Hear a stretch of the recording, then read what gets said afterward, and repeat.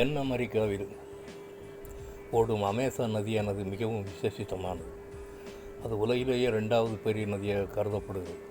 அந்த நதியில் முதல் பாலம் 2010 அக்டோபர் மாதம் கட்டப்பட்டது. அந்த நதியின் நீர் விசேஷித்த தன்மை வாய்ந்ததாக கருதப்படுகிறது. அமெரிக்காவில் சில வாலிபர்கள் ஒரு படகில் பயணம் மேற்கொண்டனர். சில நாட்களுக்கு தேவையான உணவு தண்ணீரோடு சென்ற கடற்பயணம் மிகவும் மகிழ்ச்சியாக இருந்தது. அவர்கள் பயணத்தை முடிக்கும் நாட்கள் வந்தது. அவர்கள் எடுத்துச் சென்ற குடி தண்ணீர் செலவழிந்து விட்டது. 2 நாட்கள் கடலில் தண்ணீர் தாகத்தோடு தவித்தனர். தொலைவில் தெரிந்த கப்பலை கையசைத்து அழைத்தனர். அருகில் வந்ததும் தங்கள் நிலையை எடுத்து கூறி குடி தண்ணீர் வேண்டும் என்று கூறினர். அக்கப்பலில் வந்தவர்களோட சத்தத்தை உயர்த்தி சிரித்தனர்.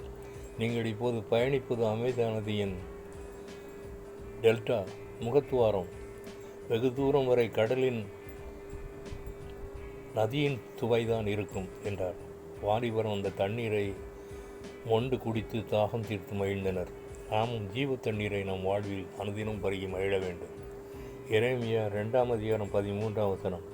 என் ஜனங்கள் தண்ணீர் நிற்காத தொட்டிகளாகிய வெடிப்புள்ள தொட்டிகளை தங்களுக்கு வெட்டி கொண்டார்கள். எரேமியா chapter 2 verse 13. My people dug their own cisterns, broken cisterns that cannot hold water. One song. இவனீருட்டு நீதானப்பா, உண்மையில் நான் தாகவும் கொண்டே அப்பா நான் உம்மை பார்க்கிறேன். என் அன்பே நான் உம்மை துதிக்கிறேன். அப்பா நான் உம்மை பார்க்கிறேன். இவனீருட்டு நீதானப்பா, உண்மையில் நான் தாகவும் கொண்டே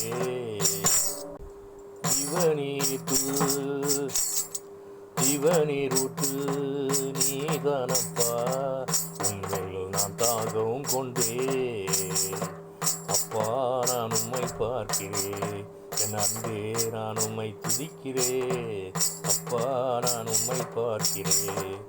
இவனீருட்டு நீதானப்பா, உண்மையில் நான் தாகவும் கொண்டே இவனீருட்டு நீதானப்பா, உண்மையில் நான் தாகவும் கொண்டே. ஜெபம்.